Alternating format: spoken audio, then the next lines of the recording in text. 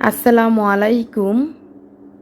সবাইকে স্বাগত জানিয়ে শুরু করছি আমার আজকের রেসিপি। আজকে আপনাদের সাথে শেয়ার করব ছোট বড় সবার অনেক বেশি পছন্দের তিলের খাজা তৈরির রেসিপি।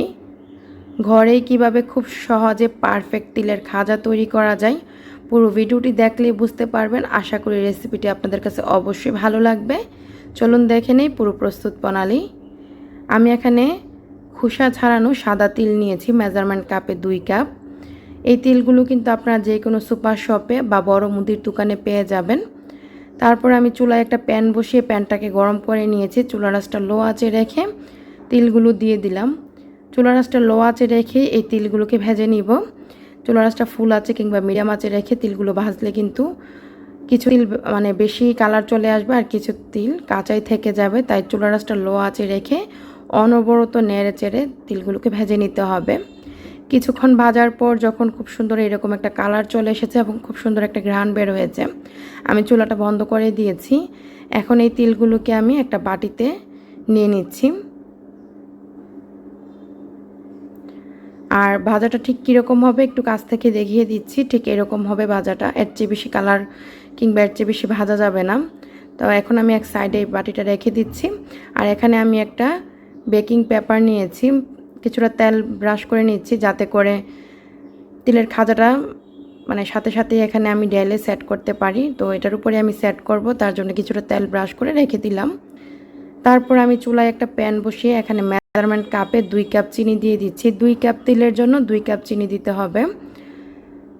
2 কাপ চিনি দেওয়ার পর এখানে আমি 4 টেবিল চামচ পানি দিয়ে দিচ্ছি। চুলার আঁচটা মিডিয়াম আঁচে রেখে নেড়ে দিচ্ছি আর অপেক্ষা করছি সুন্দর একটা কালার আসা পর্যন্ত, ক্যারামেলের কালার। তো কিছুক্ষণ পর চিনিটা গলে গিয়েছে। এখন চুলার আঁচটা মিডিয়াম আঁচে রেখে ব্রাউন কালার হয়ে যাওয়া পর্যন্ত অপেক্ষা করছি। কিছুক্ষণ পর ঠিক যখন এই কালার চলে এসেছে, যে দেখুন হালকা একটু কালার এসেছে, তো আমি আরও একটু কালার হওয়া পর্যন্ত অপেক্ষা করছি। যখন এই কালারটা চলে এসেছে, এর চেয়ে বেশি কিন্তু আর কালার করা যাবে না। এই পর্যায়ে ভেজা রাখা তিলগুলো আমি দিয়ে দিচ্ছি। চুলার আঁচটা কিন্তু মিডিয়াম আঁচেই রেখেছিলাম। তো তিলগুলো দেওয়ার পর অনবরত নেড়ে দিতে হবে। আর এদিক দিয়ে কিন্তু আমি এখন চুলাটা বন্ধ করে দিয়েছি। ভালো করে অনবরত নেড়ে চেড়ে ক্যারামেলের সাথে তিলগুলোকে মিশিয়ে নিতে হবে। আর যে আমি বেকিং পেপারটাতে আগে থেকে তেল ব্রাশ করে নিয়েছিলাম, তো আমি সাথে সাথে কিন্তু ঢেলে দিচ্ছি। ভালো করে যখন মেশানো হয়ে গিয়েছে ক্যারামেলের সাথে, আমি এখানে বেকিং পেপারের উপর ঢেলে দিচ্ছি।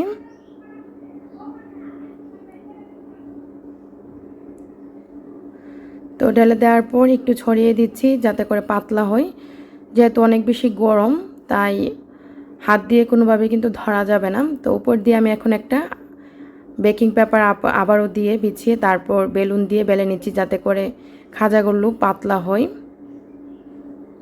তো এভাবে বেলুন দিয়ে বেলে নিলে সুবিধা হয়। তো এভাবে আমি এভাবে একটু বেলে নিয়েছি। তারপর এখন এই বেকিং পেপারটা উপর থেকে সরিয়ে নিব।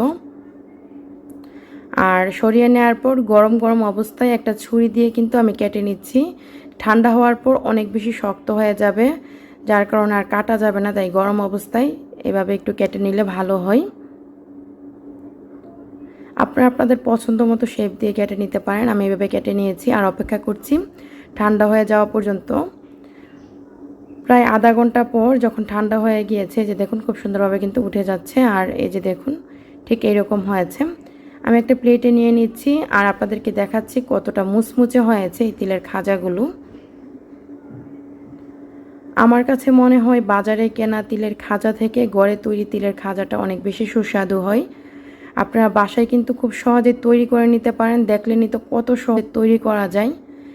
যে কোনো এয়ারটাইট বক্সে ভরে কিন্তু কিংবা এয়ারটাইট বয়ামে ভরে কিন্তু মাসখানেক রাখা যায় এই তিলের খাজা।